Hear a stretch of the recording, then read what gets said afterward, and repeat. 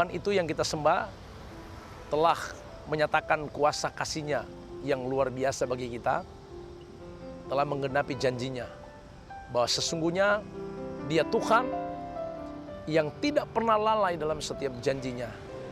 Karena itu Alkitab katakan di dalam Roma 4 ayat 21, dengan penuh keyakinan bahwa Allah berkuasa untuk melaksanakan apa yang Dia janjikan. Artinya bahwa kita diberitahu, diingatkan bahwa Tuhan yang kita sembah itu selalu berjanji dan senantiasa tidak pernah melalaikan janjinya. Yang jadi pertanyaan, kapan janji itu bisa digenapi dalam hidup kita? Ingat, Tuhan yang berjanji, janji Tuhan ya dan amin. Roma 9 ayat 6 berkata sesungguhnya firman Allah tidak mungkin gagal. Atau rencana Allah tidak mungkin gagal. Setiap janji yang Tuhan senantiasa tetapkan bagi kita, itu akan digenapi. Anda masih ingat tentang Abraham? Tuhan berjanji akan memberikan anak. Dan Abraham itu betul-betul mendapatkan janji itu. Bukankah demikian Allah sudah berjanji kepada setiap umat Tuhan kepunyaannya bahwa sekali-kali aku tidak pernah meninggalkan engkau. Janji itu digenapi. Nah, sedikit sekali gereja yang menikmati janji yang Tuhan janjikan. Kenapa? Karena sebetulnya bukan Tuhan tidak menepati janjinya, tetapi karena kadang-kadang kita yang tidak mau mengerti dan tidak mau tahu jalan yang harus senantiasa ditempuh. Artinya jalan di mana Tuhan menunjukkan kita supaya bagaimana kita bisa ada di jalan itu. Dan di jalan itu engkau akan melihat dan akan mengalami yang namanya janji akan digenapi. Nah, saya pelajari dalam hidup kita ini, saudara tahu, Tuhan bukan tidak tahu, bukan Tuhan tidak mengerti apa yang kita hadapi. Bukan Tuhan tidak mengerti dan tidak tahu akan persoalan hidup kita, persoalan pribadi kita, rumah tangga kita, masa depan saudara.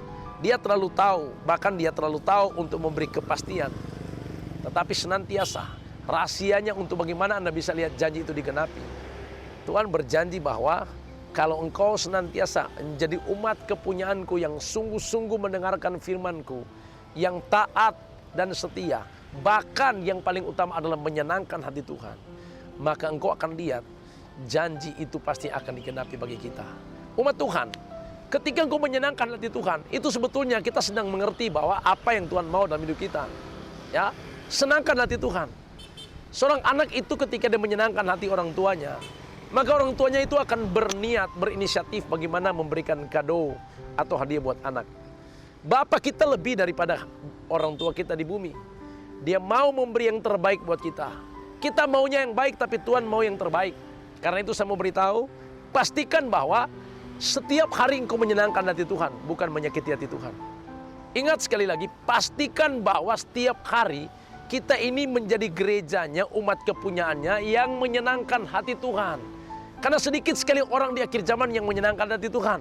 Tapi saya dapati kekristenan akhir zaman itu paling sering melakukan yang disebut menyakiti hati Tuhan.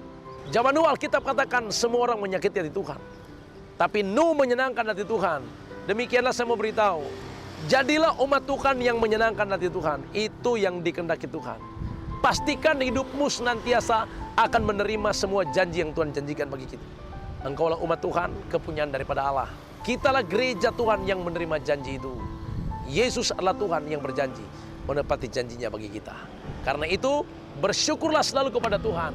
Karena janji Tuhan ya dan amin. Dan janji itu pasti digenapi bagimu sekarang yang mendengarkan program ini. Haleluya. Amin.